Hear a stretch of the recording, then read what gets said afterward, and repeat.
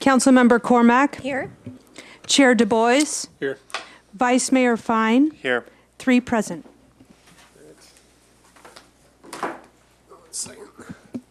So it looks like we don't have a whole lot of members of the public here tonight. So why don't we go ahead and start with the first item. Good evening, Chair Du Bois, council members. So tonight we have a couple of presentations that we'd like to present tonight. Is our wastewater and our water proposals on our rate changes. And I have with me tonight, I have Jonathan Abenshine, who is the Assistant Director for the Power Resource Group. Eric Kinsey, who's our Rates Manager. Lisa Ballar is our one of our analysts and our resource planner with us to answer any of your questions. So with that, I'll just go ahead and turn over the presentation. Thanks.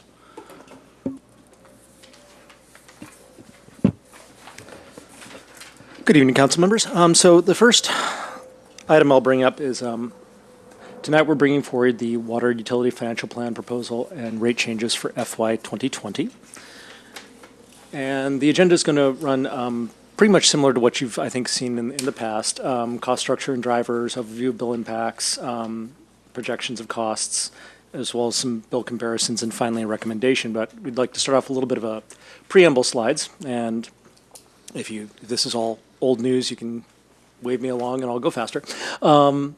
But rates and financial forecast generally follows a process. We bring to you the preliminary rate projections in February and March, and now we're bringing to you the final forecast recommendations and rates between March and May. So tonight we're doing the water and wastewater, and the reason why we bring this one a little earlier is we have a Prop 218 requirement. In order to meet the 45-day prior to council meeting, we need to send out rate recommendations by at this time would be May 3rd. So this meeting is critical to get that notice out and rolling. So observations and cost trends. We've generally seen construction costs escalating for capital projects and supply-related costs for water. We're actually hoping this year that we're not going to have an SFPUC rate increase, so that'll be pleasant. But it has been one of the major cost drivers in the past, raising our rates, and is projected to be so again in the future. Wastewater, we're seeing an extensive amount of CIP work at the treatment plant, and that has been raising costs on that side. O&M costs continue to increase by about 3 to 4% per year.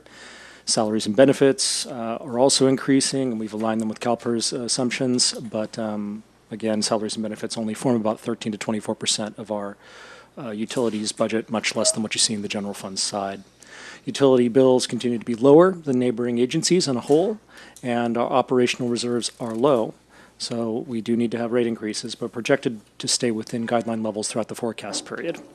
So Sorry to interrupt. So you gave us a preview of this, right? Just a couple meetings ago? we gave you a preview of this, yes. So yeah, we can probably whip through these really fast. Is there highlighting anything that changed, maybe? I would think tonight, no. From what you've seen prior, there's no major changes. Gas is still preliminary at this point in time. We're still finalizing the cost of service study on that, but wastewater is still 7% overall, and water, we're actually going to discuss that. And electric will be coming to you next month. So. Yeah, so I just wonder if it's worth going through the presentation if nothing's changed. I mean, it was relatively recently we went through this. Is that okay with you guys? It may be worth highlighting just one or two things in the water utility presentation around the cost of service study. We didn't really give you the full. Let's skip anything that we actually previewed last month, but yeah, there may be just a couple things to note about that.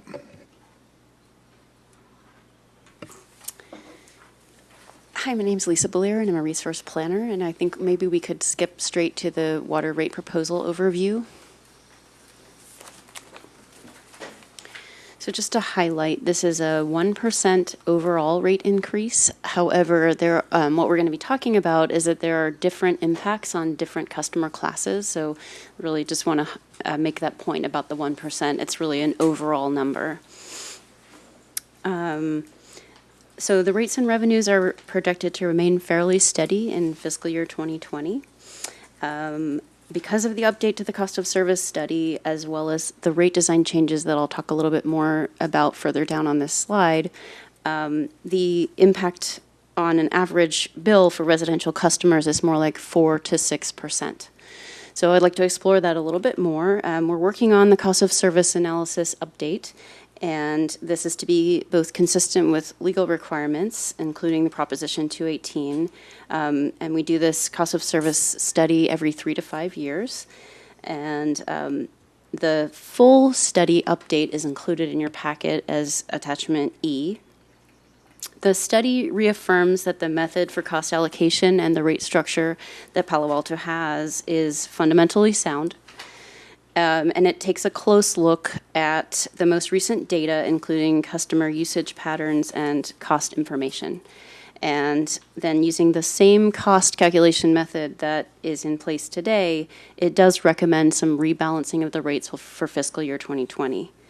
So I just wanted to go over those rate design changes that are included in this proposal. One is to separate out the pass-through commodity rate.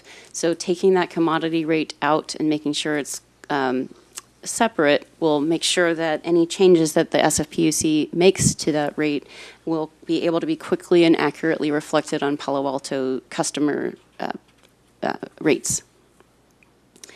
The second is standardizing the residential meter charges for the 5/8, 3/4, and 1-inch customers. And let me give you a little bit of background on why we're proposing that change. There can be different reasons for residential customers to have a meter size larger than 5/8 inch that are not related to the demand of that particular customer. For example, there can be fire sprinkler requirements requiring a meter larger than 5/8 inch, or the service line length on the customer's property can lead to pressure needs that make the customer need a larger meter.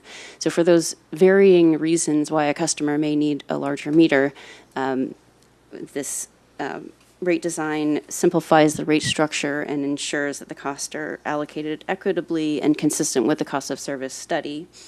Additionally, one advantage to the water utility going forward is to, of this standardizing to the 1-inch size for residential customers, is it is expected to reduce the costs of meter procurement.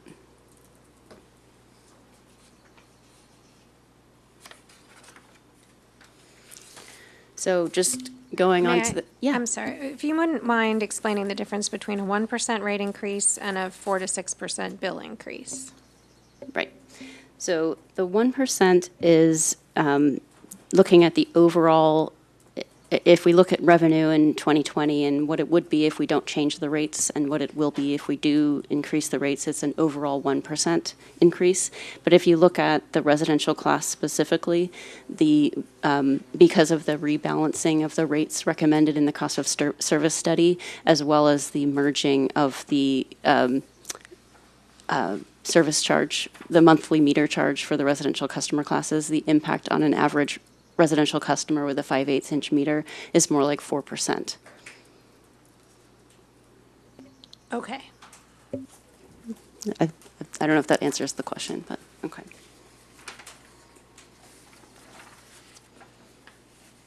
So this next slide is kind of on the same topic. It really just explores the fact that at an average usage level of 9 CCF per month, the impact is about 4% on a residential customer. As usage goes up to 14 or 25 CCF per month, so as the usage level rises, the impact on residential customers is a little bit greater, up to 5 or 6%.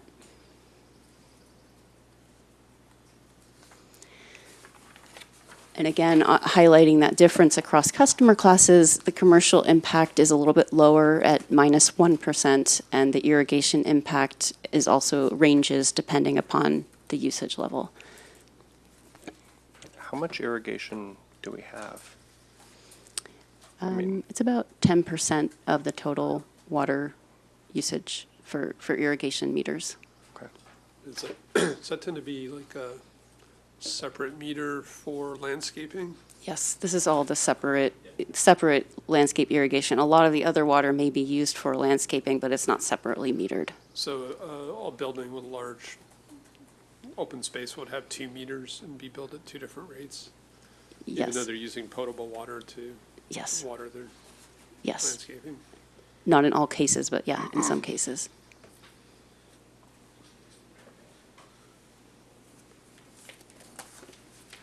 Okay.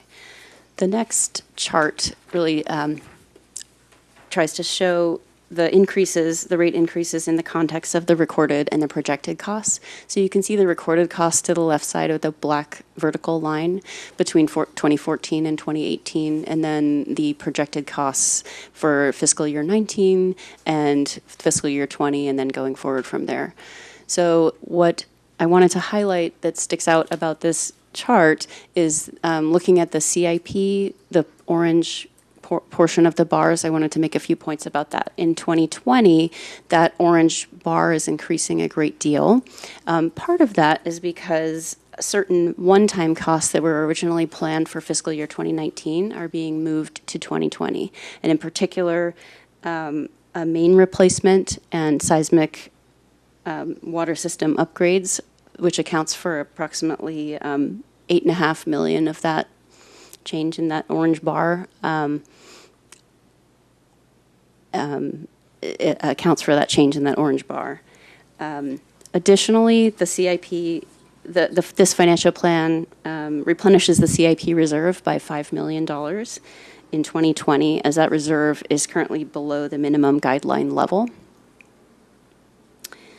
And having that reserve in place will enable the staff to smooth out any uneven annual funding associated with those CIP changes, which is the other point I wanted to make about this chart. If you look at the orange bars, they go up and down in fiscal year 22, 23, and 24.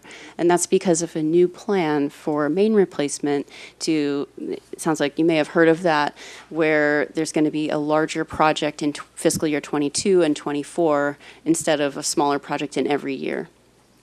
Okay. And since debt service is pretty much equal across different years, does that mean most of these capital investments are being paid via rate changes? Yes. And I'd say rather than, it's not that they're paid for by rate changes, is that they're just funded by cash. And so if costs don't go up, rates don't go up, but we continue to cash fund all of our CIP.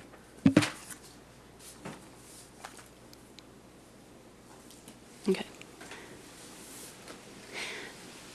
This chart just looks at just the operations reserve specifically.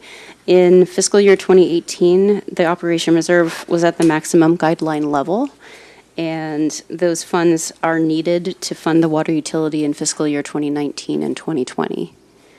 And so then, as you can see, the reserve balances do move around a little bit during this forecasted time period, but they remain within the reserve minimum and maximum guideline levels. Okay, yeah. I've seen this before. Okay. So then we just at the recommendation to you tonight, which is recommend that the staff and the UAC recommend that the Finance Committee recommend that the Council adopt a resolution approving the financial plan and the $5 million transfer, as well as the resolution to increase water rates. And again, that's the overall 1%, although it has these other varying impacts on customer classes. So we saw most of this before, but I think except for the cost allocation study, which I did look through the packet, but it was at the very back and I missed it. It seems to be the most interesting piece to me. So again, kind of building on Allison's question, I mean, we see 4 to 6% residential increases and negative 1% to 3% commercial increases. And it looks like the methodology was kind of a peak rate method, I guess. I mean, are there other methods that could be used that might kind of spread the increases between commercial and residential, to kind of avoid that 3 to 4% or 4 to 6% increase on the residential side? I mean, how have these cost allocation studies been done in the past? Is it kind of the same methodology every time, or are there options for how you allocate these costs?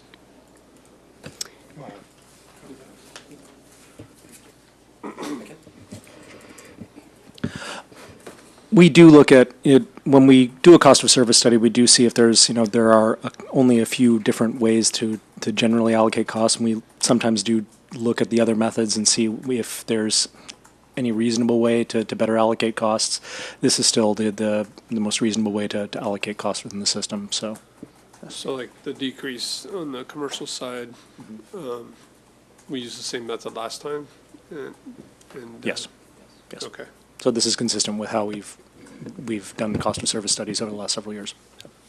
And so what's driving that decrease? Just that they can use that water at different times of day, so they don't have as high a peak factor? Is that essentially what's happening?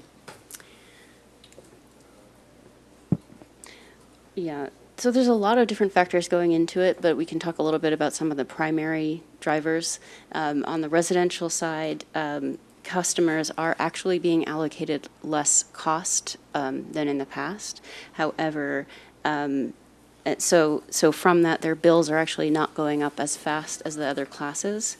But, and so in the long term, that's going to benefit the residential customer class. But what's happening this year, one of the drivers in the residential class is that there's a readjustment to the sales forecast. And so if the sales forecast is not updated, the residential customer class is the utility is going to be under recovering from the residential customer class.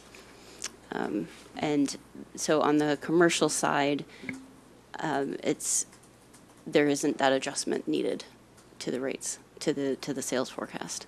Can I, yeah. Explain that again? Yeah, can I? Sorry. So, let me try, and you tell me if I'm getting this.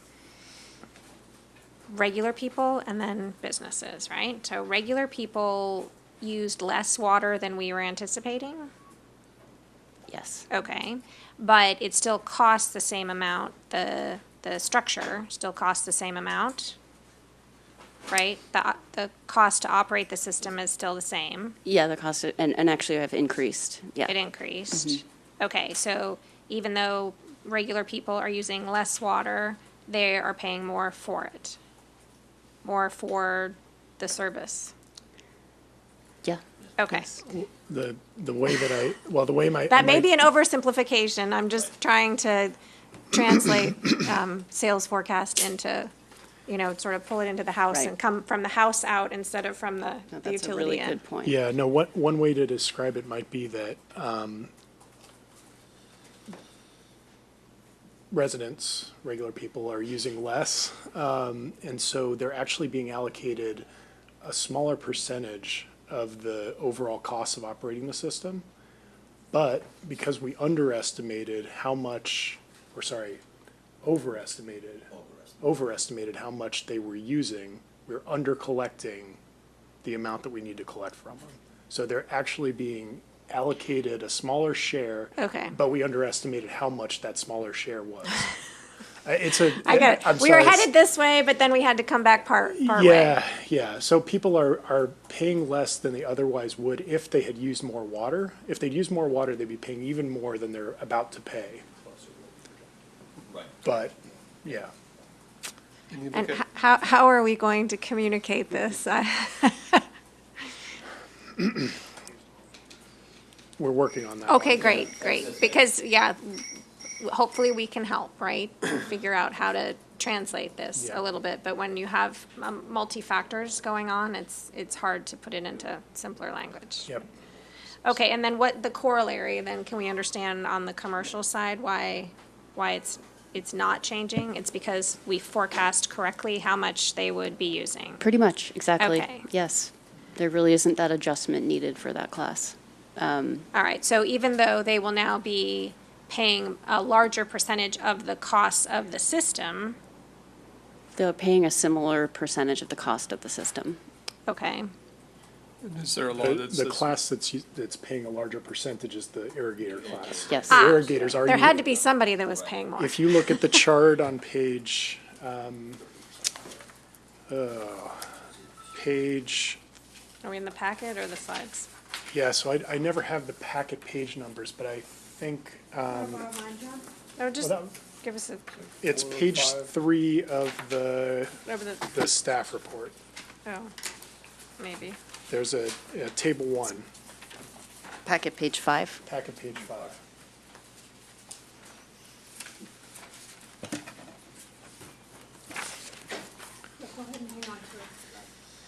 So you're going to see a 2% revenue increase in both the residential class and the irrigation class, and that's related to these usage and cost changes.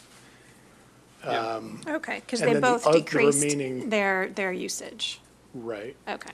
It just depends on how you allocate the costs, right? Right. That's what I was asking about, the method that's used. Yeah, so there are, just adding some clarification to that, there are maybe 2 predominant methods that are used throughout the industry. They're both described in a manual that the American Water Works Association puts out, and they're pretty much universally used. Neither method really yields very different results. It's just a fundamental philosophical way that the 2 methods are described. Where you can get shifts are in the judgment calls that the rate consultants make about how to allocate out the different costs of the system into different allocation determinants. So you might allocate some pieces based on peak demand, some pieces based on overall usage, some pieces just based on the fact that it costs the same to serve every customer when it comes to, producing a bill, for example.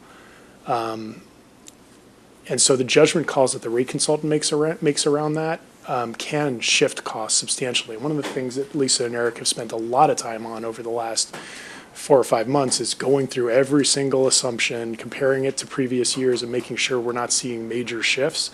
And this is, this is the tightest analysis that they were able to come to. So we do take that into consideration and make sure that there aren't any assumption changes that have changed between rate consultants that are throwing off the allocations. allocation. So this is really based, on the fundamentals. So this idea that, a class that conserves more sees higher increases. I mean, is there something in state law that says you have to look at like conservation by class, or is that something you could like spread across all users? That this under forecasting of demand, I guess. I mean, are we required as a utility to? Well, I guess the point that I make is that the conserving customer class holds their overall cost down over time, but sometimes you might see an adjustment, like a one-time adjustment like this, that makes it feel like you're being punished for conserving. But over the long term, conservation will reduce your costs, reduce your bill overall, even if it drives rates up. Would you like me to speak to the communication piece briefly? Yeah, could I just ask a quick question? So in some respects, this is a bit of a correction, right? And maybe every year we expect some sort of and we're going to true up from last year. Yes. Okay. I would add, you'll see something similar when we bring the electric rates to you. There's always minor course corrections throughout every, when you update a cost of service study based upon prior year's actuals and forecasted estimates of how things are moving, you will see some interclass variances as you move along, so. And in the case of the electric study, residents do better than the rest of the classes. So sometimes those corrections go one way, sometimes they go another. We try to make sure they're not major dislocations overall. Is there somewhere that shows the amount of water used by class? Or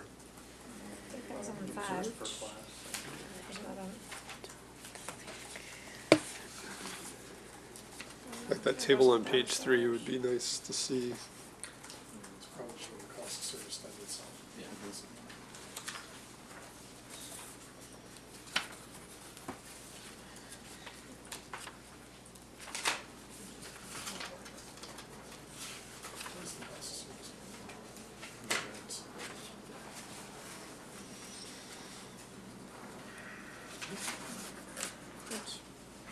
Hints about what page it's on?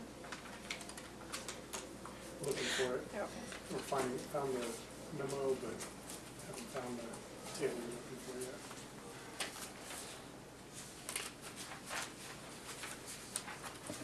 Looks like it's not in the memo.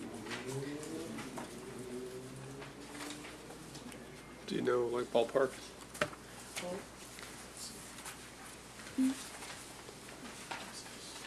You're just interested in how much they're using of the total use. Yeah, like that table on page 3, like residential, commercial, irrigation, construction. Yeah, the model. You can look it up. Yeah.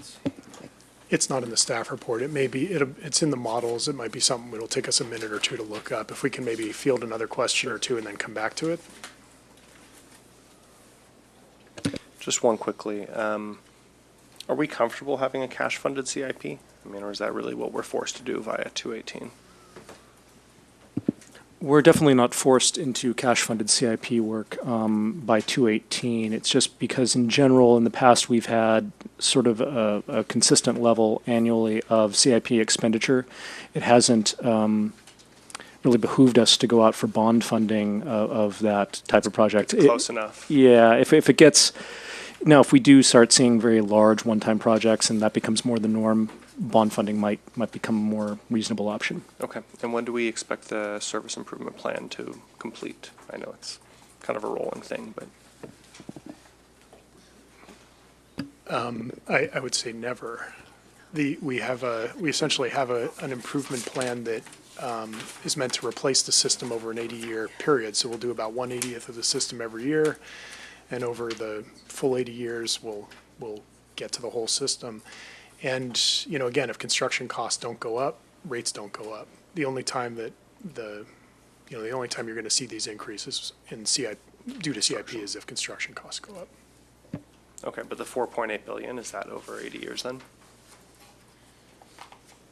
Speak to that. He's talking about the WISA. And how many years is it over the 4.8?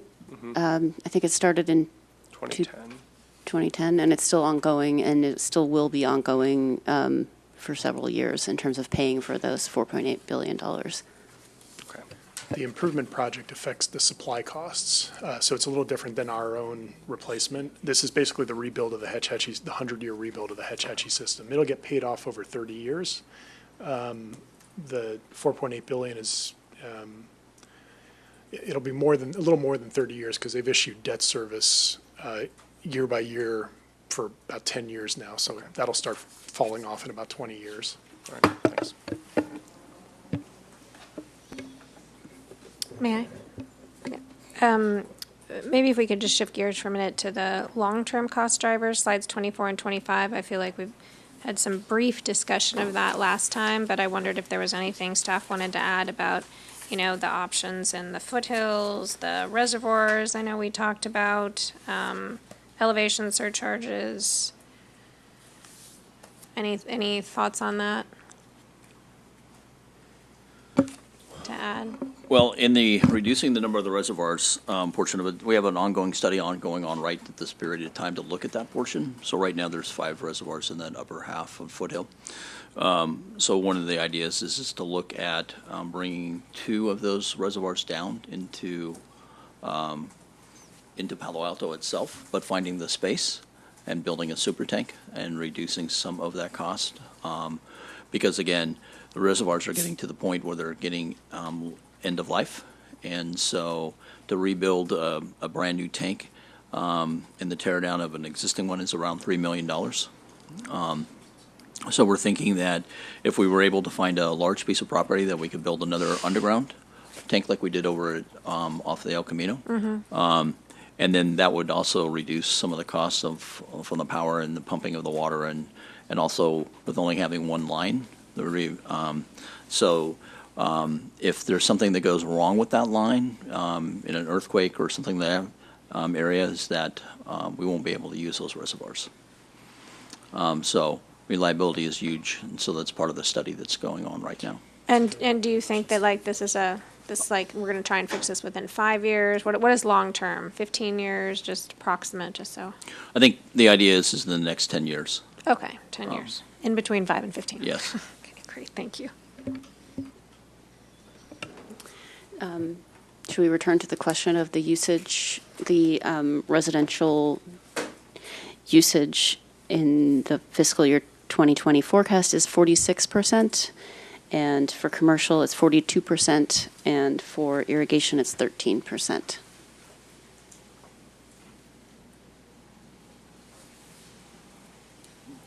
So what's the difference between the amount of water used and the percentage of cost, I guess? Yeah. Like why The is it percentage different? of cost is the percentage of cost or revenue. So you said 42, I'm sorry, what was residential again? 46, 46, 42, and 13? Something like that? Yes. Yeah, so like on the irrigation one, the percentage of total revenue and cost of service matches exactly 13, 13. And I'm just wondering why the difference between commercial and residential, like the percentage of cost of service versus the percentage of water used.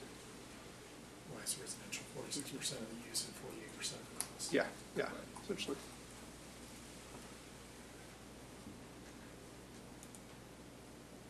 So peaking and relative to commercial. That's true. Yeah, so commercial loads tend to be flatter, and residential loads, because they do still contain some portion of irrigation usage relative within their thing, they tend to be peakier within the season. So they would have a little bit more of a characteristic of an irrigation type customer, which gets that additional spread. Okay, so it's kind of this peak factor that drives the difference. Okay, and that makes sense, I guess. Okay. So, I guess, so you're looking for us to recommend that council adopts these rates for water? So I'll go ahead and make that motion. Can we just talk just a little bit about the $5 million transfer? I see that the numbers are different in each of them tonight. Do you want to just give us a little bit more color on that? I think it looks like in one of the other items, sometimes we transfer it, but not always. It sort of depends. Same here.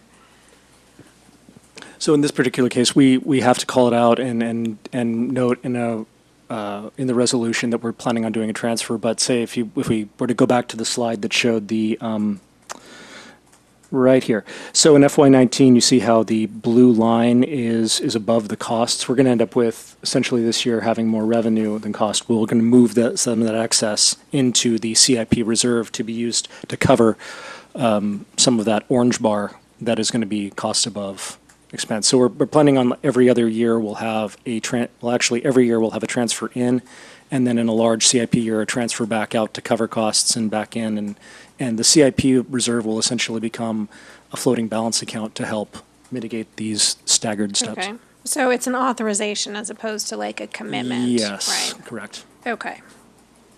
They're usually And as awarded- part of that, do you come back and tell us how much it was from last year, or it's just sort of embedded in all of this? Usually the prior years will be embedded within the financial plan, but we can, say how much we actually did, because the wording is, I believe we do it as up to Up to, 5 right. million. So if sales circumstances end up being worse than what we expected and we can't transfer quite as much, we'll do what we can, and then, but that'll be, yeah.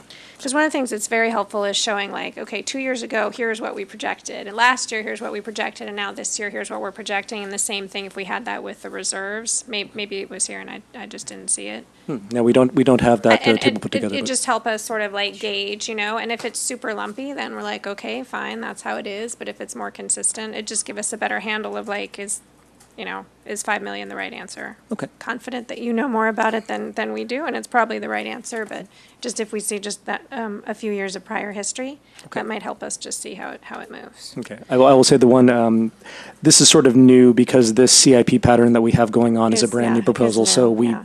the 5 million wasn't even conceived of in the prior plans, So so it'll look lumpy going forward. it'll look lumpy moving forward, yes. Okay, thank you. Would you like me to move the staff recommendation? Or did you already? So I'm sorry, I'm still thinking about those numbers. Because it came up to 112%, right? So it was 46% of the water is used by residential. Was it 32% for commercial or 42? 42. And then 13 Yes. So am I doing that math right? No, it's 101, right? 101. 88 and 13. Got it. Rounding in there, I think. Right. Yeah. Okay. And then the cost of service. Sorry, let me move my decimal So place. there's just some rounding going on, I guess. Do you want Just more slightly decimal different. places? No, that's okay. Sorry about that. No, thanks. You're right. All right, I'm good. Yes, if you want to. Okay. Happy to move the staff recommendation on item 1. Second, is it all in favor? Aye. Good. Okay, thank you.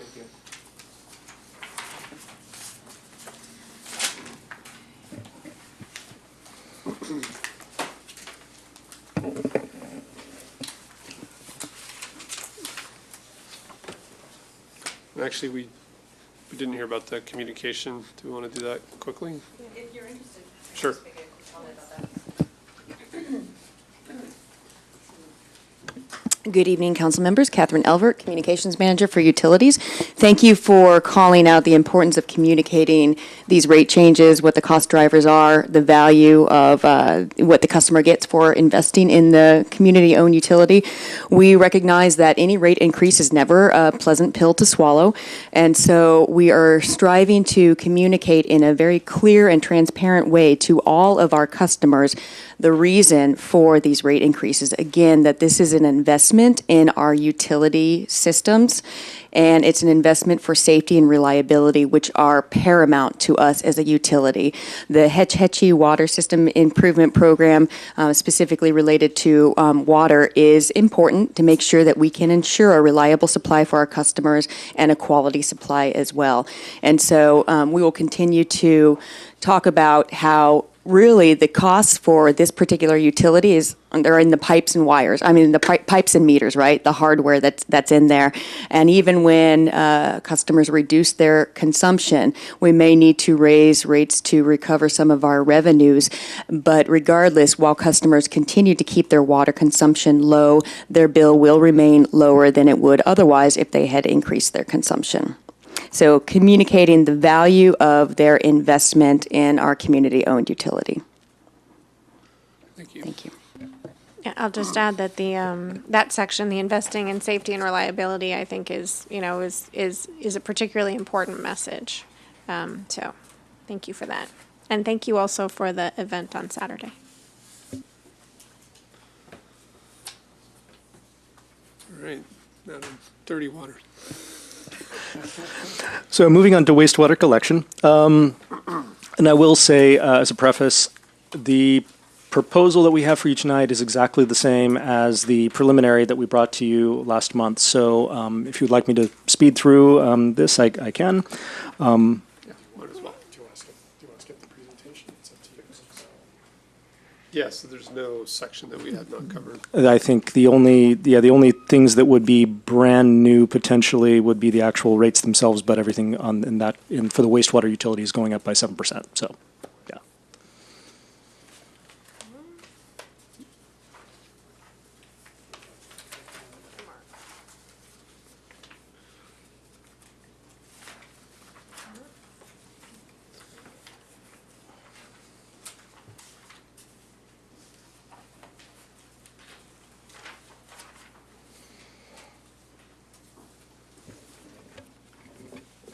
May I? Yeah, I'll just say that this, I think, was where there was a lot more information about the reserves. Like, who knew we had 6 reserves within a reserve, right? Is this the one? The 6 reserves. Or maybe there's one of these that has like 6 buckets of the reserves. Maybe it's, That would be the electric. okay. Yeah. Okay. But this was helpful understanding about the transfer to the reserves, that if we're already at the minimum, then that won't happen. That helped me understand this. I do wonder, just thinking a little bit about the information that staff shared with us last night, if some of this information here about what residents can do to make it easier to maintain our sewer, like I didn't know the acronym FOG until last night and today. I wonder if some of that is something. Page, you can look at the communications. Yeah, probably in here.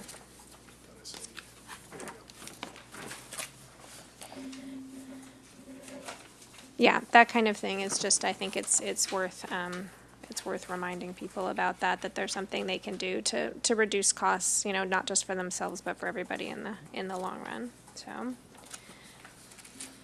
I did notice on packet page 118, which is going to be your page 29 of the financial plan, looks like North Palo Alto, most of the sewer mains have been replaced since 1990, and South Palo Alto not so much. Is that based on the age of the mains, like when they were originally built, because South Palo Alto was built later? It's sort of striking if you look at the map. Suspect that's the case, but I'd have to get back to you on that. Yeah, well, I one. mean, you wrote that it's a complicated process, so I have to believe that just based on, you know, the age of when things were built, but Yeah, no, I just think worth you're keeping probably in right mind, but about looking at one. that jumped right out, and then I had to think about why that might be. I was also happy to see that more emphasis on social media, digital ads, email newsletters. Frankly, we don't get the utility bill on paper, so we don't see all the wonderful suggestions, et cetera. So I think things like that would be helpful. And I know last night, actually, we were talking about the power of kids to participate in this. So I don't know how much we connect with the schools on educating kids. Especially, I think the recycling. I know Mr. Yeah. Bobo was Comment saying. you guys, I don't think you guys were there, right? It was about when the Girl Scouts came to talk about using paper straws. It was really effective. Yeah, no, So maybe you guys can recruit some scouts. we've had school programs in the past, and we still try to do them when we can. I think we've done one or two in the last couple of years, but it's been a little bit tight with turnover and staffing. That's something we'd like to get back to, though. Thank you. And also, I learned a lot about restaurants, so it makes sense that they would have a whole separate category. I'm convinced that I did not know that before reading this in detail, but that does make sense. Could I just, Yeah. Phil Boble, Public Works, chime in on the schools angle? So we do have a pretty strong program from the treatment plant angle, combining kind of a stormwater message and a sewer message into a watershed protection deal where we visit about 125 classrooms a year, and also have tours of the sewage treatment plant. They've got to be pretty much above fourth grade, but that's Because- definitely something we do. Well, we don't want them falling in, stuff like that. Great, so. any No, other there are comments? 6 reserves in this one. 6 reserves for wastewater collection utility. Page 10. No, that's fine. No worries. The only other thing that I noticed just in terms of setting the rates is that it's extraordinary how complicated the partnership agreement part is. So just looking at the various things that must be tested before we decide what goes into the formula, that was something that I was unfamiliar with. So appreciate learning that it's that detailed. It's not just, volumetric. So those are all my questions. Hopefully next year I won't ask the ones where I'm learning how this all works. So I'll go ahead and move the staff recommendation. Second, everybody in favor? Aye. Good. Thank you, guys. We'll Thank you, Thank council you. members.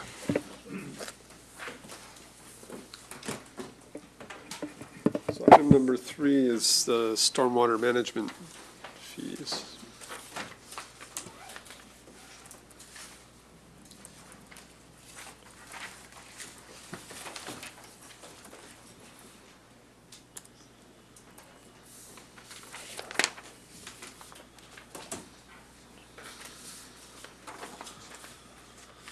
Phil Boble, Public Works, and Meibo Oyang, who I think you all know, is our management analyst, relatively new, but just doing a super job. And the Public Works Department manages that enterprise fund, the Storm Drain Enterprise Fund. So here we are. We do not have a presentation. There was a staff report. The reason we don't really have a presentation is this rate increase is pretty heavily constrained on the upside.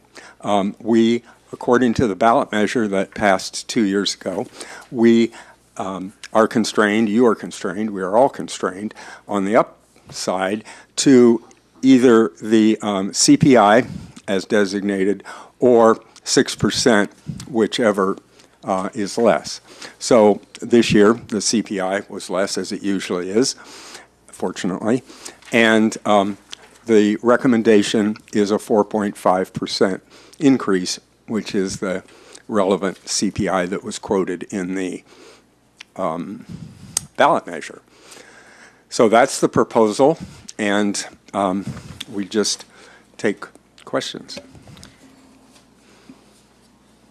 So the first question is, it looks like the time frame you measured the CPI, is this the same time frame as we used the year before, December to December? Okay, great. And then I was interested in the statement that over time, the cost of capital improvements will be higher than the annual CPI increase. So what does that mean? What do we do in the future if the cost to run it is higher than what we're allowed to raise the rates by? So we have to find ways to economize, is basically what it means. Is you all know, you've heard the horror stories about construction costs increasing. And it is increasing. Our experience is that when we go out to bid, we get these prices often that are greater than the CPI. The increase is greater than the CPI. So this means that we have to economize. And I expect in this cycle, we just had our new ballot measure 2 years ago on a 12-year cycle. So during this time period, we've identified 13 projects that we're going to do. And we are probably going to have to figure a way to economize. And we hope to still do these 13 projects, but we'll have to find some cost savings along the way. Okay. Thank you. So my understanding, reading this, is we had a pretty high CPI this year, but if we wanted to smooth that out, we wouldn't really be able to do that. That if we capped it at, say, 3% this year, and then there was a recession and the CPI was 2%, we wouldn't be able to do 3% to smooth it out, right? Yeah, that's the danger, is that you can recommend a lower rate to full council, not a higher rate. So if you recommend the lower rate, exactly what you're suggesting could happen, that is, the CPI goes down and then, oops, we've sort of missed an opportunity. That's a danger. So, I mean, yes. One quick question. So under the assumption that we think stormwater infrastructure projects are a good thing for Palo Alto, if you were to treat this more like a utility, some of the other utilities, we know the CPI is 4.5% this year. It's generally going to be below that 6%. What kind of rate increases would you be looking at to do those 18 projects you mentioned? I mean, is it like 10%? Is it 15%? And is there a way we can better track that over the years? Because I'm thinking now, like, gosh, why did we choose 6%, right? Why didn't we choose 15? Just making up Lower of CPI. Right. Yeah, Why that's did the way why did we choose that system? I'm just wondering, like, what would be the upper threshold of this program? So if we were trying to make sure we could do all of these projects at the estimated amount, it would probably be more like 8. I'm just throwing out a number based on our experience, 8%, based on our experience with the bidding process. Mm-hmm. Okay. That's not too far, actually, from where we are right now. I don't know. Just a thought. Yeah, with other programs, it's in that order, 7-8%, where we aren't constrained, that is needed to really keep up with these construction costs. Thank you. So if there's nothing else, move the stuff. Second. All right. All those in favor? Aye. All right. Great. Thank you. Thank you, guys. Thank you. Gosh, you had so much good data there. Almost feel bad. I have a message from the executive director of the TMA. He is en route and will be here in about 4 minutes if Okay. you're interested in taking a break. Yes, exactly. Just insert joke here. So shall we take a 5-minute break? Sure. With the chairs? Yeah. Okay, great.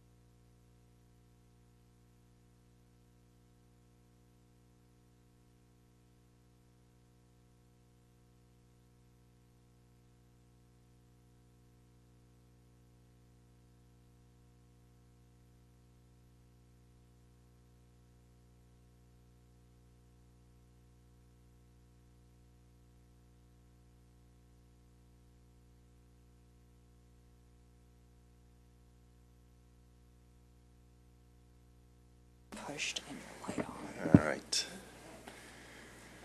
Okay, good evening. Just me, just me. Great. Yeah, well, let's go ahead and resume item number 4, TMA. All right, apologies. This is discussion of the budget request to the city from the TMA. We recommend ranging from flat 280,000 to 50% growth. to Excuse me, if 720,000. you could just state your name for the clerk, that'd be Steve helpful. Rainey, Palo Alto TMA. And in terms of the money, the California Avenue pilot is walled off financially from downtown. And we were asked to provide some ROI information to inform your decision-making, compare with parking structures and valet parking, et cetera. So the TMA's mission in life, when we were first funded, is to cut SOB by 30%. So compared to the 2015 commute survey, that's the target where we should end up with, and there's where we were in 2018. So just as a reminder, we have 4 programs: the subsidized transit passes, after-hours lift, scoop and ways, and for some reason, we're the social equity leader in the U.S. for TDM. And at the January 14th council meeting, there was a sentiment to pursue an employer program because the first 4 programs we have are kind of a direct relationship with the commuter and not with the employer. So we'll cover that as well. This is a table of 10 different TMAs that we collected from publicly available financials. There are more TMAs in the Bay Area. Things to note is the reason for existence for the first 6 is to run buses. And the last 4 are really funded, are focused around, you've got a bunch of large buildings that are contiguous, right? So it sort of is natural to form TMAs like that. 7 of them have government-imposed funding, and those are bids or property taxes.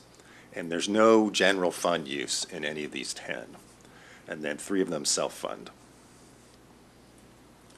And then the TMA is sort of unique. We don't run buses. We don't have the typical set of large buildings that you would expect to form a TMA. And then on funding, we use the University Avenue Parking Fund for the $480,000 from the city. So the non-residents who commute in by SOB fund it. So there's a better behavior change, TDM nexus, from that way of funding versus the other 10. So we can think of the TMA as a simple car removal machine where you put money in and out go cars. So we've got $120,000 overhead, and then from there it's roughly $1,800 per year to remove a car. And of course, public policy like increasing the parking permit costs or implementing parking meters can help change the behavior and hopefully lower our costs. So we've proven that we can remove 439 cars, and what I mean by that is in February we did 366 downtown and 73 on Cal Avenue. Now, we haven't had funding to do that all year, but there is lots of demand. There is a lot of market out there to remove cars. And in parallel with our request for funding from the city, we'll also pursue grant funding, of course, and air district funding and county funding. So the car removal machine works. You take the $480,000 from non-residents and you get 200 cars removed. And if you go up the 50% uptick to $720K, then you get 333 cars removed. And in future years, it's pretty reasonable for us to go for 600 because we already proved we could get to 439. And then we haven't, touched areas like town and country and such. So it would also be reasonable eventually to get to 900 cars removed. So, I'm sorry, and what do you mean by public policy can lower the $1,800? So if you increase the downtown parking permits, then that motivates more people to get out of their car, so that drives it. And then if you have parking meters on the streets, then that's a demand for SOV reducer from policy. And then for ROI, if we look at the 375 Hamilton garage, which has 86 surface parking spaces now, then for $33 million you get a net 238 parking spaces.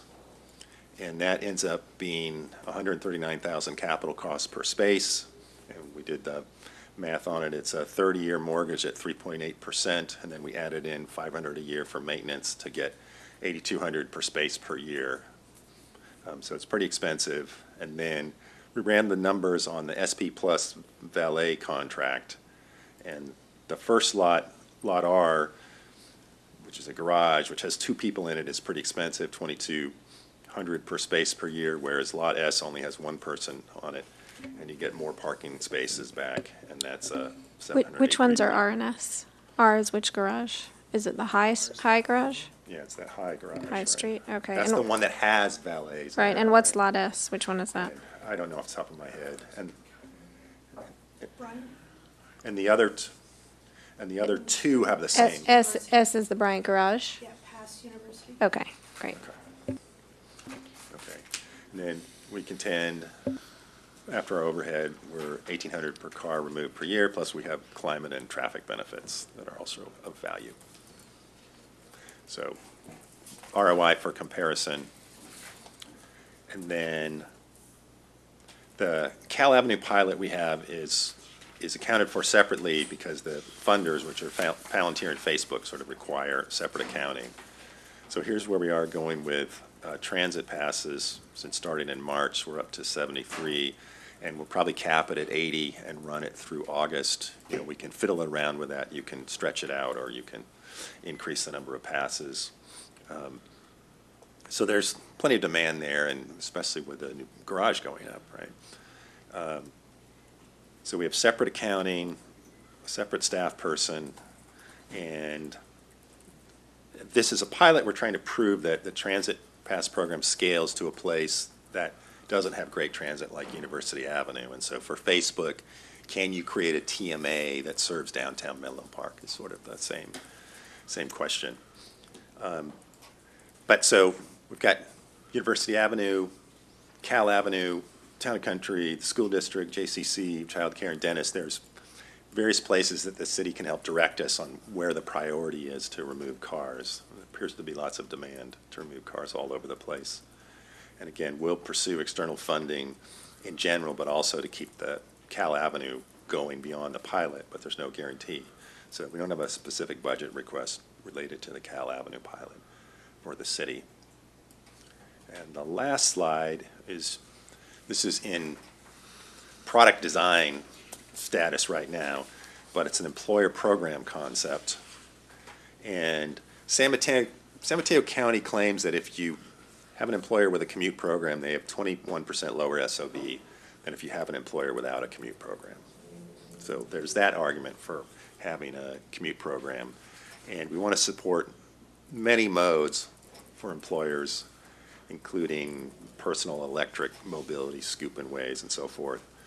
Targeting employers with 20 to 2,000 employees. And this would be a program where we'd have to go out and do pitches and persuade employers to join. And there's not a lot of track record for doing that.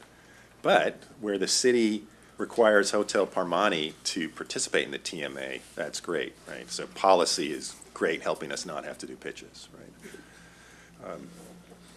And we envision an annual fee per employee for each employer, plus a la carte payments for transit passes and for electric bikes and so on.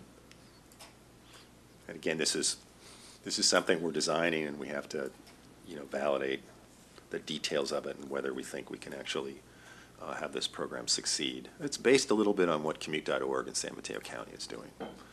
What do they do? They have this kind of a platform supporting multiple modes.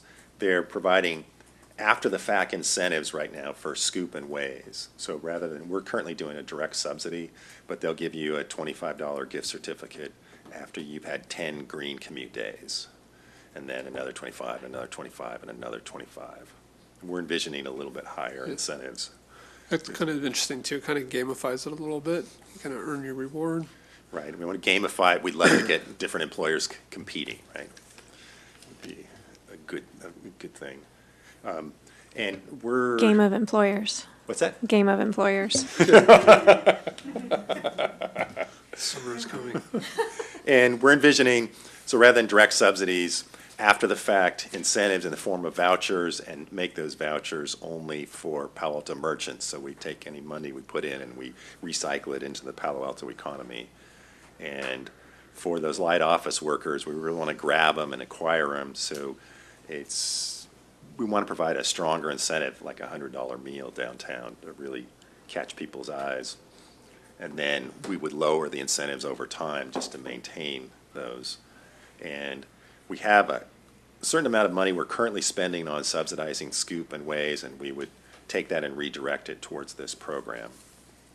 And two other features of this would be automated reporting of each green trip that shows up into a calendar that shows up, then you have a dashboard per employer, and then you have a dashboard for the entire program. And you have to verify that you've acquired somebody who has converted away from SOV. And so after you get them enrolled, you ask them, where did they come from? And that is it from our request. And there's supporting calculations and references in a Google Sheet in the thank you slide. Yeah. Awesome. Thanks for coming here. Always nice to see updates. A whole bunch of questions kind of all over the place. So we roughly have a goal of 30% SOV reduction. How many cars is that? Like what's 100% SOV that we're at now? So we think there's 5,000 total employees in downtown.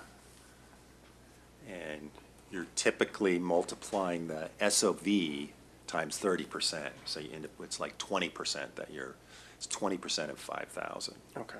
Right. So we think there's 1,000 SOVs. Right, that you're trying to grab. And so 30% down. 30% is 333. Well, 300 is 300, sorry. And you're roughly at that now, but you need. So 30 so for all of downtown, it would be getting to 2,000. Yeah. And of course, some of what council could do in terms of policy can drive the behavior change. Or right? cheapen the cost of each one. Right, right. Okay. So, as opposed to us with having a direct relationship, so we will continue to do the survey and look at commute mode share, so, right, and all the Palantirs of the world are at 28% SOB, right, and they have their own great TDM programs. So Okay. part of the solution, I think, would be a way to put it. Cool. You mentioned a couple of the other TMAs are self-funding. Those are essentially the big block employers, and they just have a vested interest in getting it done. Yeah, very much so. So the TMA of San Francisco, there was a TDM ordinance 163 that motivated. So it was government policy that motivated the formation, and then those large buildings in downtown San Francisco said, hey, we can run this ourselves better than working with the city. What was that motivation, actually? I'm not sure what's in TDM ordinance 163, but that was requiring TDM programs. Can you do us a favor and send that to the council? That'd be helpful just for us to look over. Yeah. And also, I'd love to, Councilmember Du Bois asked a question, what other public policy levers do we have? I would suggest, parking prices are a clear one, right? Parking policies, all that stuff. Are there any seasonal shifts in the success you see? I'm just wondering, does the TMA do better in the summer or winter? Yeah, in a decent bike using town like this, there's a winter drop-off. Okay. And American suburbanites are pretty wimpy, right? Yeah. Okay. As opposed to in Finland, they'll shift from biking into transit. Yeah. Here, they won't do that. Okay. And then just one last thing I want to put to my colleagues. We have roughly 1,100 city employees here. We have our own TDM program. And I wonder, what would it mean for the TMA if we began shifting our TDM services for city employees into the TMA? And that's kind of like the recycling of costs while obtaining the same goal too. It would be a great way to dog food the employer commute program, right? And it would show the buy-in from the city would be really helpful. In terms of getting other. Right. So. Oh, okay. Right. It's in terms of getting the other companies to sign up because we're doing it and we think it's a good thing. Just Right. if I could ask a point of clarification, are you asking whether or not we would receive employer benefits from the TMA from the funding currently assigned to the TMA, or contract with the TMA with new funding? It could be contracting with the TMA with our existing funding for things like Caltrain passes, VTA Go passes, things like that we use for city employees. But based on the existing funding? The reason I'm asking is because as I understand it, Steve, correct me if I'm wrong, the TMA is currently using all of the city's money to generate the transitions that Steve just described, Right. of people out of cars. So if some of that money is shifted to focusing on City of Palo Alto employees, it would be shifted away from the benefits to other downtown employees. Right, but we also have commute programs in-house here. Yes. And so could we spend that money with the TMA instead and shift it there? It would just be a flow-through, Yeah. essentially, but it would give more revenue Bolster to the the TMA. TMA. Well, no, it also bolsters the fact that the city, one of the biggest employers here, is saying, hey, we want to use the TMA as our transit provider rather than doing it in-house, and hopefully that gets a couple dominoes falling. It's just an idea. But I think it's kind of the right philosophical move and potentially, a revenue bolster that is being recycled here in the city of Palo Alto.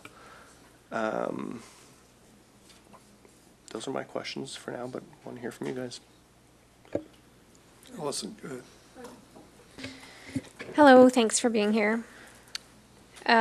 What have you learned from, I know the CalAV pilot is early on, but what have you learned? Any things that are different from the situation we have downtown that would be helpful for us to know?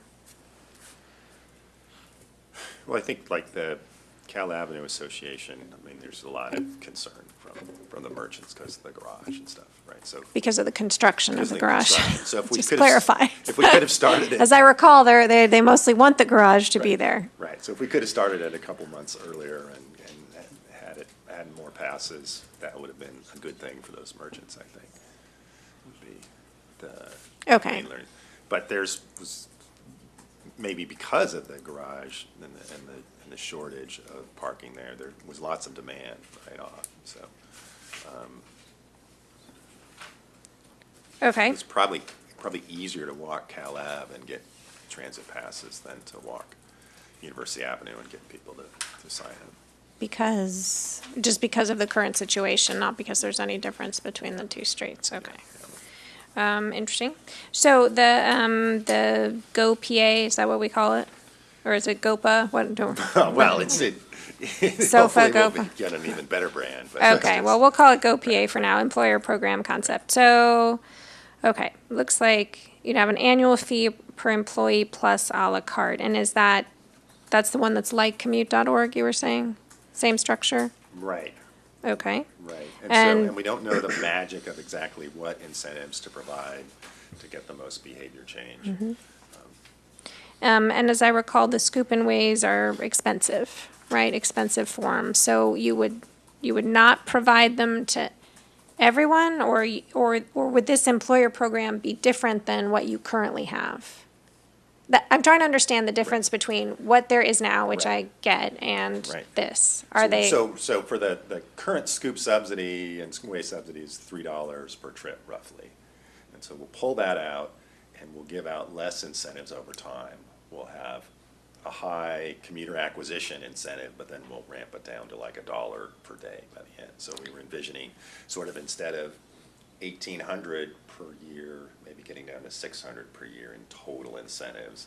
And there's also an advantage that there's this, that the platform is Right Amigos, just like commute.org uses. And once Scoop is hooked up, then presumably there's no reason to unhook it, so you keep getting the behavior reported, which is a good thing. Okay, let me try again. This is a separate program than what we have now? It's in addition, or what we have now would move to this? We keep the low-income transit passes and low-income lift, and we take the current Scoop and Ways, take that money and put it into this. All right, and then this is more, a light office, employer program, supporting many modes. And Okay, and the automated reporting of each green trip uses Ride Amigos, you were saying?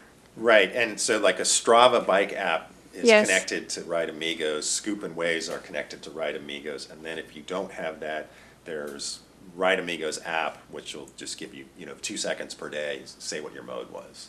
in your morning commute kind of thing. So if It's someone not uses quite if automated. someone uses Caltrain, they would then use this. Okay. Right. So this right. then, So in an ideal world, that you would actually pay for Caltrain with your phone, and it would just magically report up to Right Amigos, but we're really low tech in that system there. and do you have any sense at all of, the uptake that there would be for this? Are employers begging you for this? Are employees who don't qualify for the low-income passes interested?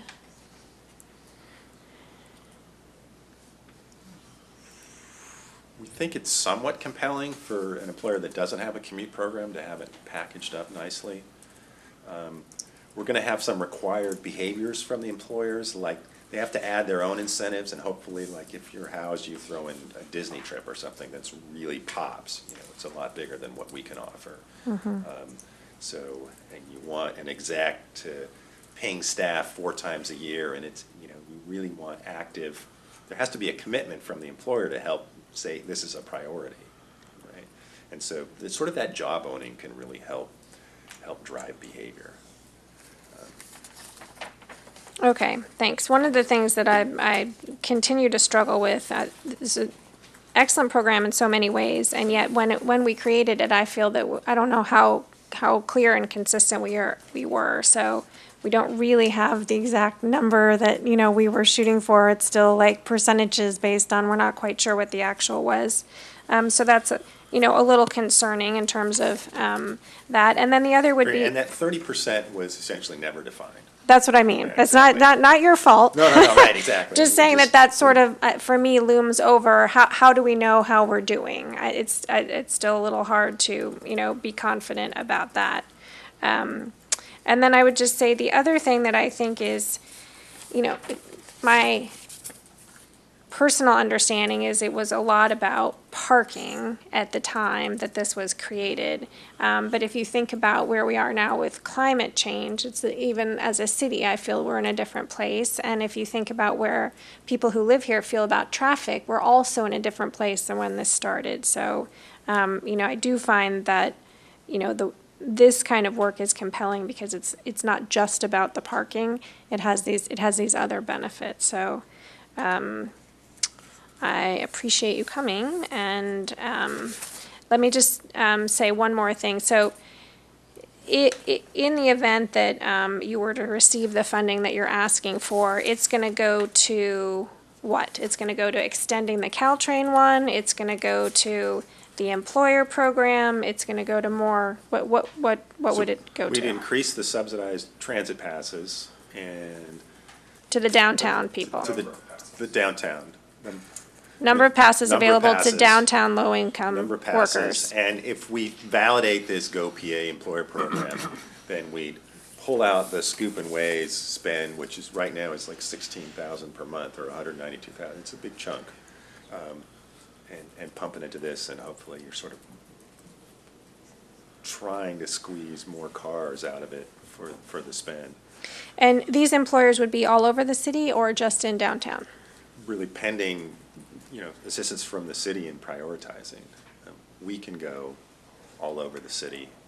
But there's the politics of Calab parking and the politics of University Avenue parking. It's sort of like, Yeah, I'm just going to reiterate what I said at the study session, which is, I know one of your biggest users from an employer standpoint right now is the Sheraton, right? Right. So how does that affect like hotels and other places that don't have access to this? So it's just something that I'm thinking about from a policy perspective. I understand obviously the linkage to the Right. And if we were ever to get up to funding. 1.7 million per year, then we would need to be spread out all over the city to hit those numbers anyway. I guess Okay. there's a new Marriott coming in near the JCC. There's two Two. Marriott properties down on San Antonio. Okay, thank you. So, Steve, thanks for coming. So it wasn't clear to me what the reaction of the Calab merchants was. I mean, in terms of the TMA, like you said, they wanted the parking garage, but It was favorable, and they were taking flyers and such. So I mean, were you pitching them that they would have to like pay to participate, or I mean, No, become members? just pitching the pilot, but saying, the money is going to run out, and we're going to try to find additional funding for it to keep it going. And the weekly is a big user, which is interesting and probably good. They're under park Yep. And then, so are we currently selling out of Go Passes? Like, do you cap the transit passes? Yeah, for downtown right now, given Yep. where we are financially. Like, I mean, do you have any idea how much more demand you have, or? Yeah, I easily go up to 300 from 200. Yeah, and there's still some additional places to mine. We haven't really gotten a hold of the janitors that work for Palantir and Amazon and A9, sort of those kind of service workers. So what is the proposition? Just what do you have to do to get a transit pass? Fill out an application, and it's tricky if you're a Sheraton worker where you don't have great English language skills. So we have somebody in HR that is helping people fill them out. Yeah. So it's a little bit of hand holding to get. But is there any fee to the Sheraton right now, or is there any? They just fill out a form and they get a free transit pass, pretty much. Right. Yeah. Exactly. And then like Waze, Waze on its own has a program, right, where they pay drivers, right? But we're paying it above that. Right. Right. And really that's the ideal, and especially if there's policy that de-incentivizes SOVs. I mean, that would be what really would help Waze take off, where they get an unsubsidized business model. So Scoop is very much focused on the subsidized business model, and I keep sort of hammering them that that's not going to scale, as opposed to where the riders paying the drivers is really the way to do it. Yeah, and doing that to get in the carpool lane, and it's for the commute, right? Right, exactly. So is there value to us just promoting Waze's willingness to pay people rather than us paying people? Well, we hear conflicting things. Scoop tells us if you cut the subsidy, then you get an 80% drop the next day, right? So. Yeah, I'm just wondering if we can help advertise the payments they make already themselves. And, right. Don't know for sure. Waze has got an event on Thursday. I'll ask him. And so it looks like, half the expenses are the transit passes, right? So that's primarily what we're doing. I don't know, you probably know, but we're expecting budget challenges this year. We're looking for $4 million in cuts. It was interesting to see the list of other TMAs. And he said a bunch of those use taxation to fund themselves. And then the others are funded by the businesses, right? Right. So I mean, property taxes, business improvement districts. Yeah. So I've been, concerned pretty consistently from the beginning about having a sustainable business model. And, I was on board for the city kind of incubating this and starting it. But I kind of remain concerned that we're no closer to kind of a sustainable model. And, the slide. Where'd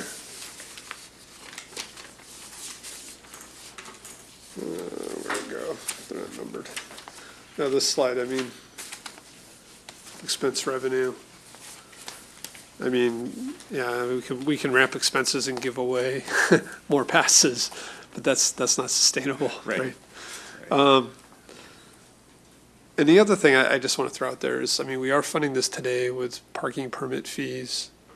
Those are general fund monies we could use for other things. We really wanted to get wayfinding in our garages. We don't have money for that. And when this comes to council, I mean, it'd be great to see a forecast of our parking permit revenues. So that there was some relationship between the TMA request and at least the source of funding. But I would just say to you guys, I mean, philosophically, I would like to see some of our business community revenues go into the general fund to have the business community participate in things like our streets and parks. and not just always dedicated to like giving passes out to people that are commuting in. So it's a tough problem. I mean, I want to see the TMA grow. I'm not sure like this kind of funding by the city is the way to do it. I do think we should spend some time. And so far, it doesn't seem like the businesses are interested in voluntarily funding it, right, to the level we would need. Well, maybe housed in a situation where they're trying to get entitled for a rooftop, Yeah. you've got a little, in some leverage situations where you're trying to be a good citizen. Yeah, so I do think kind of that brainstorming other policies is probably the way to go. I think, there are other things we can do, like you talk about raising the price of parking. We had every year been reducing the number of business parking permits in the residential zones. We didn't do that this year because we didn't have enough employees in our parking department, but I think we could have done that. I think, again, those kinds of things put pressure on reducing SOVs.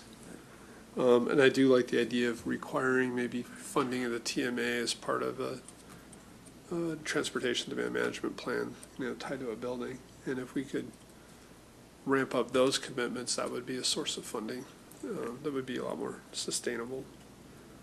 I like your creative ideas. I like the idea about earning awards you could use with Palo Alto merchants. I am concerned that if we stay flat, it looks like you're going to cut the survey and the kind of the data collection piece. Are there other options to get data other than an intercept study that might be better data? Right, so we would plan to do some front door intercepts because those will be inexpensive for us to do. Yeah. What are you trying to achieve with that survey? You're trying to interview both people participating and not participating?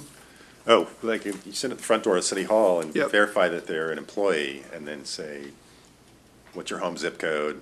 What was your commute mode today? Thank you very much. Right. And so you get 100% response rate, so it's not skewed like a web survey. Right. Yeah. So in the case of Mountain View City Hall, their web survey said they were 75% SOV, and then the intercept said they were at 86% SOV. So there was a 10% delta there. Yeah. I mean, intercepts are hard to do accurately as well, right? I mean, you got to cover all the entrances, the garages. I mean, it's not really 100%, but. Well, yeah, we covered all three entrances in the building, and we had some staff there, but, it's only a 2-hour window, so. Yeah. They were pretty happy to do it to get the data. So Okay. it's quick. Okay. And what do you mean by financial break even? What at 480? What does that look like? I'm sorry, it's one of your last slides. One of my backing slides. Yeah. Yeah. Go up one, I think. Yeah, there you go. Stabilized transit at financial break even. Right, so we can kind of, through attrition, lose 10% per month, so we can kind of grow it back up, so we can fine tune where we need to be to hit break even. Right? So Okay. it's just sort of interesting from a cash flow standpoint. You have a few levers to get where you need to go.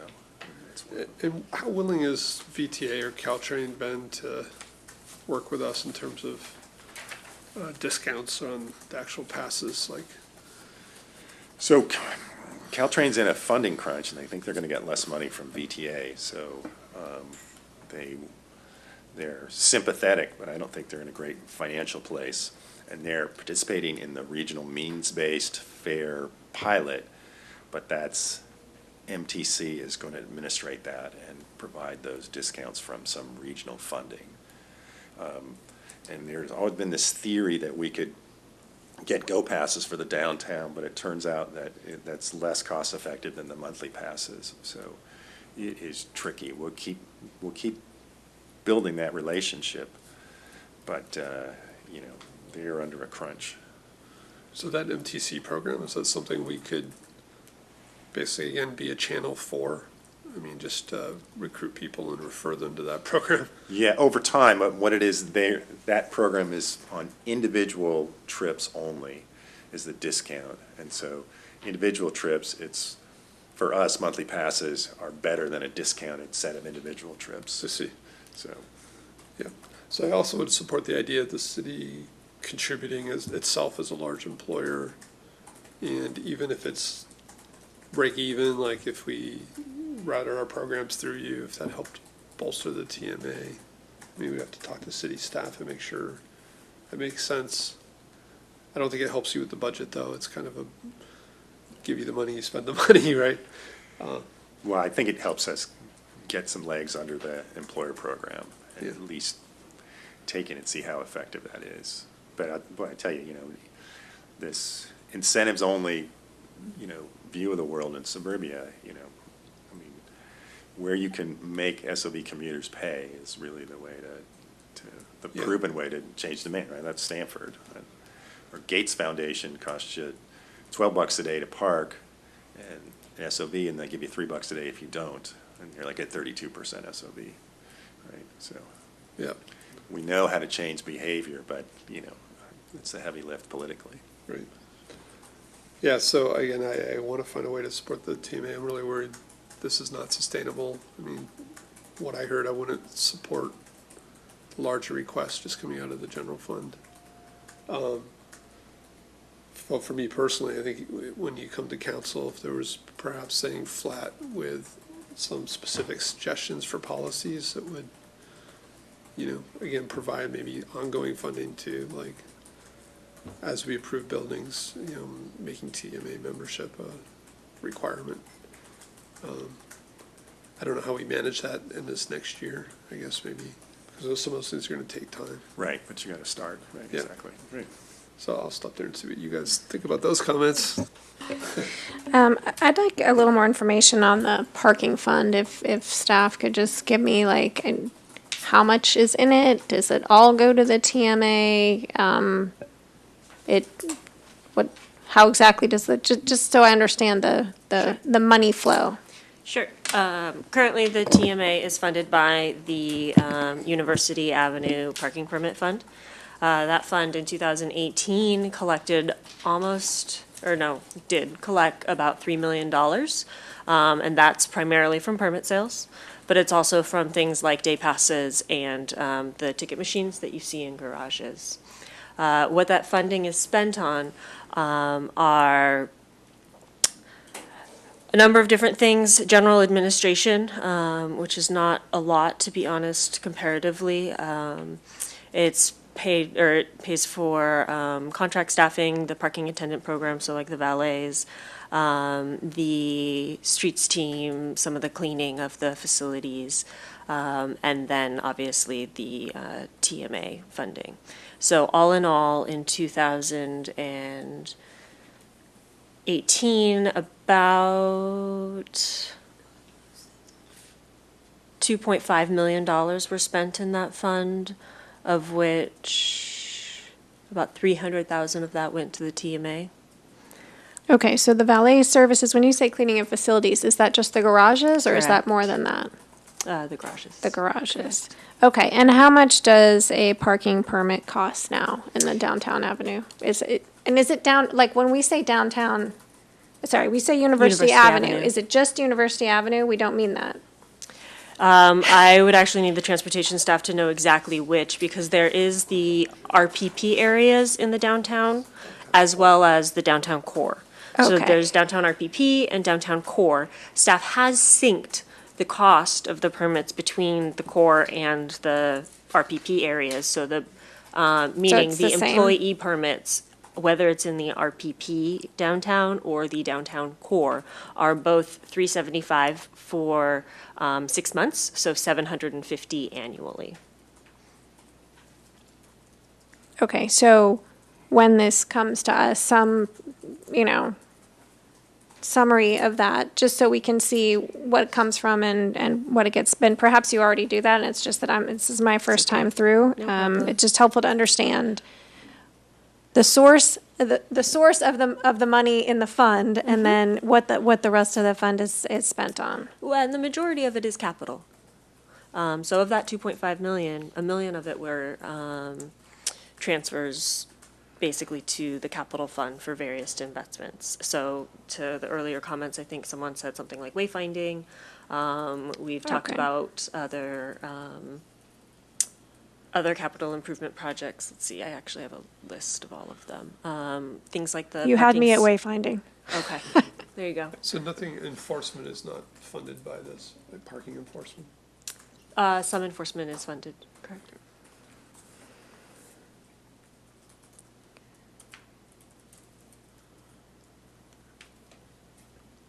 Okay, that's helpful. I think this program has a lot of promise, and I share Councilmember Du Bois's concern about where we go from here. So, So a couple comments. I mean, Councilmember Du Bois used the phrase sustainable a number of times, and I wonder what that means in comparison to other revenue sources, right? If we think about buildings, potentially dedicating something via their TDM, let's be honest, we're not approving that many buildings, right? And we've increasingly clamped down on commercial growth, so is there that much of a runway from those buildings? That's just a reality. 300K out of 2.5 million from the parking fund doesn't seem crazy to me. This is a pilot project we've started, but I do think there are other sources we could look at, whether it's a business tax or the city, cross-sourcing it in. Hopefully that helps scale some of the things. And then it's my bit of gut, bit of analysis that I think our parking is still way underpriced. And I actually didn't realize our RPP commercial permits have been set to match the garage permits, which if you think about it is totally ridiculous, right? Like you No, shouldn't. I mean, we did it on purpose. Yeah, now I'm remembering, but I think it's It's a good totally reason ridiculous. for it. No, I'd love to hear in a moment. I mean, we're essentially giving somebody the same cost of parking in front of a house as, if they were to go into a garage. And I think overall, we prefer commercial parkers to go in garages. But maybe I'm missing something or forgetting something here. So I'm just thinking, when this comes back to Finance Committee or Council, I think it is worth putting down a little bit more money to get some more cards on the table for this. And the Council's committed to a 30% SOV reduction. It looks like we're approaching that at the 720,000 level. I would say we concurrently would have to raise parking fees more to fund that. And maybe it's other sources. Maybe, we commit to doing something out of TDM from building projects. And, it's a good suggestion about the Hotel Promani or, the house roof deck. Maybe we have to look for some of those extractions a bit more actively. And then, next week we'll be beginning the discussions on a business tax. And I think, the TMA is a clear use of some of that money. But at least personally, I'd be willing to support option 2, 720K, with concurrent parking increases, and then exploring the city participation in the TMA program if that helps the program. yeah. So sorry to react on the residential parking. I think the case before was residential was cheaper than the garage. Now we've equalized it. If you were suggesting it should be more expensive to park on the streets to drive people to the garages. Yeah. Yeah, then I would agree with that. We're moving in the right direction. And to me, maybe again, it's more about having a more direct nexus between the source of the funds and the beneficiaries, and again, having the companies motivated to participate in the TMA and to help fund the TMA. So, I think we need to make a recommendation to council tonight. Yeah. No, procedurally, an option would be to address this through the budget process. Okay. But one thing I'd like to consider is maybe, having staff look at raising the parking fees to maybe get us part of the way there, like maybe 600K. And then what kind of other incentives could we put in place or policies that would have businesses fund, up to the 720 or even beyond that. But some combination rather than just continue to just fund this with kind of annual fees and then, that's kind of my okay, thinking. so now I have more questions. So, what does it cost to get a parking permit at Cal Ave? Is it the same 375? It is not, it's actually 50% cheaper. So at Cal Ave, it's 375 for the full 12-month period, or 180 Okay, something okay. for 6 months. 187.50. Because I think the other dimension we have is we aren't really just talking about downtown and University Avenue, so, or if we are, then let's be super clear about that. I thought that was I most of think the proposal. The right? TMA is downtown, the Cal Ave stuff is funded purely out of Facebook and Palantir, right? So it's kind of walled off. Well, but if you're talking about raising parking prices here, I'm just saying, there's a logical extension of that is, would you also raise them in the Cal Ave area? I'm not recommending this, I'm just saying, let's not limit ourselves to just looking at one area. If we're gonna ask staff to, look at, this, then I think we should say, how would this affect other portions of the city? I'd have to see the numbers, I just don't know how many of these permits do we sell in a year, actually? That's a good question. I suppose we could back into that. Yeah, so if annually, it's about 2 million in revenue. I can get the actual numbers, but. It's 2 million downtown and 3 million total? Because you said 3 million in permit sales earlier. Right, but that includes the ticket machines as well as the daily parking. Oh, okay. So we tracked separately. So 2 million in annual sales. Okay. So that's about 2,600, 700. Don't quote me on that, I'm just backing into the Yeah, number. no, that's just, just helpful. All right, so, Councilmember Du Bois, can you restate what you're thinking you might like to see from staff when they bring us the budget? Yeah, I mean, it wasn't a fully formed motion. It was just, again, a concept of looking at, kind of the 480K was kind of business as usual. And then if we looked at some adjustments to parking fees to get up to maybe 600,000. And then, again, thinking about some policy changes that would help kind of drive participation to get the rest of the way there. So is it 300 or is it 480? Because we budgeted 480, but I also heard 300. Correct. So we budget 480. That's contractually, I think, where we're at. However, last year, only 300,000 was spent. And I think part of this is due to the fact that the TMA works on a calendar year, the city works on a fiscal year. Fantastic. So- So we'll always be adjusting numbers. Steve's numbers are, if you look at his last 4 quarters, Oh, rolling he's average. spent 60 grand every quarter, right? That's 6 times what I. 120,000. 120. 120, sorry, I divided it in half. 120. those payments. Yes, 120 every quarter. So based on his numbers, it's been consistent, but the city's doing its math based on the fiscal year.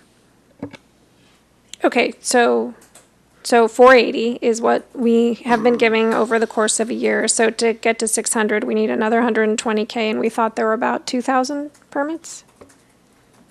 That wasn't being that prescriptive, so whether No, it's I'm daily just trying to get passes, the whether it's, general. whether it's ticket machines. And again, I think we do need to keep the RPPs in the garages. Well, the other thing we Especially a haven't price parity. discussed is paid parking, right? On-street parking being paid, I so. mean, staff's working on that. I don't think we can, accelerate it. No, I but guess the question to It's just Steve- if we're gonna open, this, it's not inappropriate, but it feels like if we're gonna open the discussion wider, I'd like us to at least understand the full range of options. Sure. But probably a whole other topic. Yeah. So think- Steve, if you were at like 600 guaranteed, well, could you work with that? And, again, trying to maybe work together to think of some policies that would fill in the rest. Oh, yeah, very much so. Yeah. We're prepared to whatever funding level. Yeah. just one last thing I want to say. You're asking for a nexus between, the funding source and the uses. And I think, part of the theory when Mayor Filseth and I struck upon these parking things, that is the nexus, right? Like, these are, I think the numbers are like 90% plus office workers who buy our permits, right? and we're saying we want to raise that cost of buying a permit in the city of Palo Alto because we're subsidizing you enormously, and transfer that to the more transit-friendly, less SOV modes. It would be nice to see an update on that. I mean, I'm wondering, I know there's some Palo Altans who buy a permit, but it's probably a vast minority.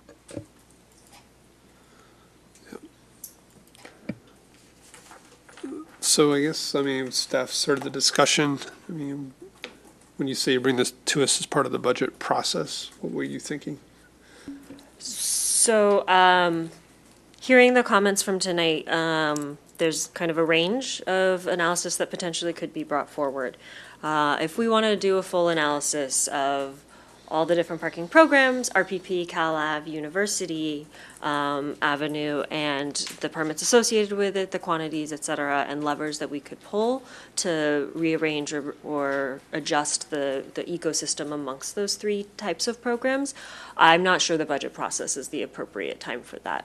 I think there's probably maybe 30 to 45 minutes scheduled for the entire transportation budget, which is parking, capital, and general fund. So just kind of keeping everybody's eye in terms of timing and schedule and whatnot. Now, if the committee wanted staff to bring forward an option for what it could look like to increase TMA funding to 720, 600, or whatnot, and what the price would need to be in terms of a revenue offset, meaning what would we need to increase the employee parking permits to in order to offset that additional cost, that's very reasonable and something that can be brought forward as an at-places memo during the budget process. But it just kind of depends on where the committee wants to go with this, how detailed or quick fix. And I would just add, we can always bring to full council the larger parking discussion, which I know the transportation staff is working on to bring to full council anyway. Yeah, I guess that sounds good. I think the only concern is, I mean, these prices need to be logical together, so you can't just raise permits and not look at dailies and other options, right? They need to kind of make sense together.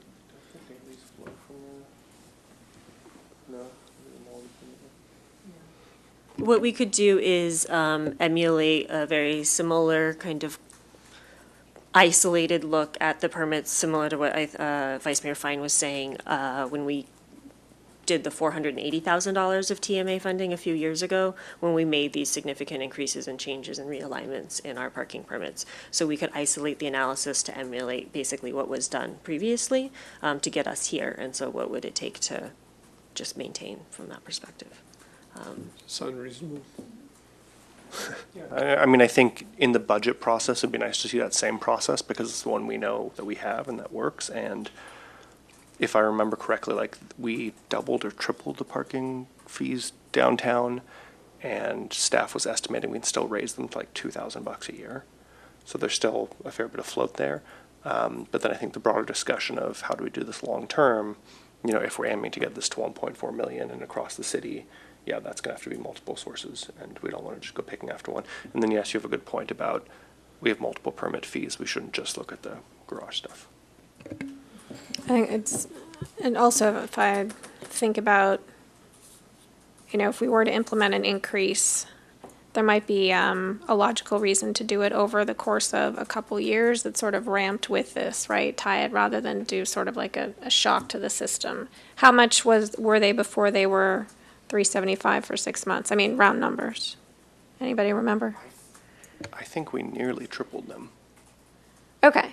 in 1 year, and we had that same discussion, but we just realized they were just so. And the results after that were, I mean, just from a, We still have something like 125% subscription at our garages downtown. okay, and from a qualitative standpoint, we didn't get any dramatic changes and. We funded a TMA. No, but I mean, like, we didn't get, I mean, we didn't, there wasn't a pushback that we weren't expecting. There weren't unintended consequences separate from that. Okay, so, all right, so that seems like go ahead. Oh, no, I was gonna say, I can't speak to the qualitative side of that, but I can tell the committee that back in, say, 2014, 2015, the permit sales were more around 1.4 million, so now we're at 2 million. So that's kind of the revenue change that we saw Which is now funding the TMA. Correct. Okay, well, that's very helpful. Thank you. Okay, so, do you know, Michelle, is a parking discussion on the agenda anytime soon for council? I know the transportation staff is working on that, yeah. I thought we sent it to PNS, the downtown garage. Oh, yeah, it was a while ago. But Okay, so do you need any motion, or can we just resume this as part of the budget discussions? I think we have a good sense of where the committee's at, and we can work on something at the staff level. Great, all right, thank you. thanks, Steve.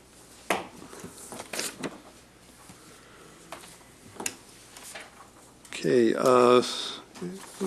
next topic's future meetings and agendas. Kylie, do you have anything there? Yes, thank you, Chair. On the back of the agenda, we have the tentatively scheduled items.